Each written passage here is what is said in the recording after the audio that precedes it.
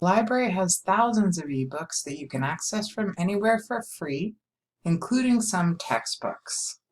To search for ebooks in the library, from the library homepage, you can scroll down to Articles and Databases, which takes you to all of our online collections.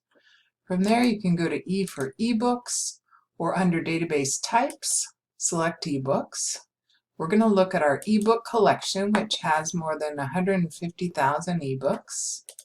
And from there, you can put in some keywords. I'm going to put in South Africa and see what comes up. We get about 250,000 results. So I can add some additional terms like history, and maybe even go further, get more specific and add apartheid. And now we have about 300 books. We can also narrow by year. I'm going to look for books published in the last 10 years. And now we have about 164 books.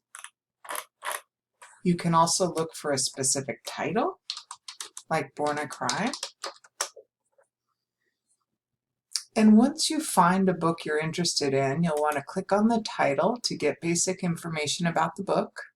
Over here on the left, there'll be a link to the full text, either an EPUB or a PDF. And from there, you can go into the book and start reading. You can narrow down into or drop into specific sections of the book, specific chapters. And up here on the toolbar, you can get the citation for your book. For many books, you can also email or print pages. This one has limited permissions. It doesn't allow you to email or print.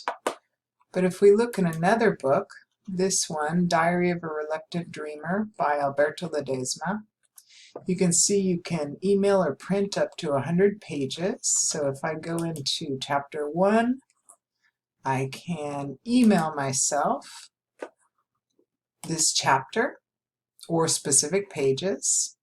I'll also want to get the citation I need, and then I can go ahead and enter my email. If you have any questions, contact us at Ask a Librarian.